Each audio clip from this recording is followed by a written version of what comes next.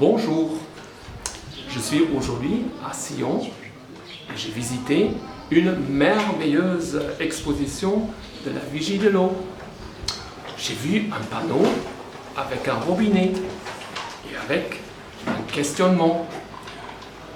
Une eau pure, est-ce une eau non polluée?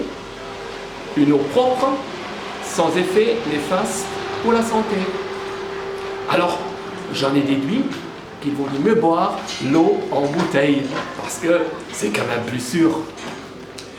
Alors, je me suis dit, il faut quand même regarder autour s'il y a le 7e continent en plastique quelque part.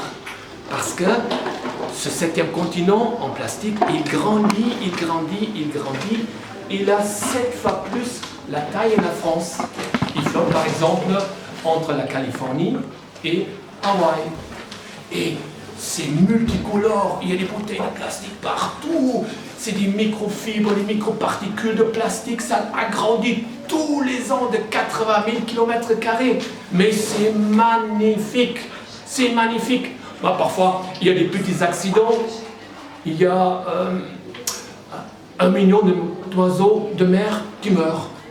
Bon, parfois, il y a aussi 100 000 animaux marins qui meurent. Bah, ils ne font pas attention. Ils confondent le plastique avec leur proie naturelle. Ils n'ont qu'à faire attention. Donc, s'ils ingurgitent tout ça, après ils saignent, ils ont des infections et ils crèvent. Bon, tant pis pour eux. Parfois, c'est quand même aussi un peu embêtant pour les humains.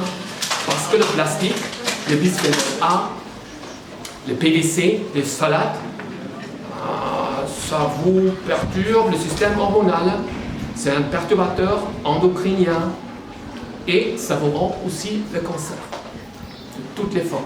Testicules, ovaires, etc. Excusez-moi, pardon. On était en train de parler des eaux souterraines. Des eaux souterraines. Et j'ai fait encore un tour de tous les panneaux. Et j'ai cherché les véritables prédateurs d'eau. Vous savez de qui je veux parler? C'est des entreprises de Nestlé. Ils font de l'embouteillage des eaux dans des bouteilles en plastique. Et par millions, par milliards. C'est génial. Tout ce qu'ils ont inventé, c'est super. En plus, ils ont une stratégie qui fonctionne super bien. Ils achètent les terres partout dans le monde. Ils privatisent les sources. Ensuite, ils privent les populations locales de l'accès à l'eau. Ils pompent jusqu'à la dernière goutte. Et après, ils se sauvent. Alors, voilà, je vous pose la question maintenant. Est-ce que vous faites confiance à des entreprises qui pratiquent l'écocide, qui ont des méthodes criminelles envers les populations locales, envers l'environnement?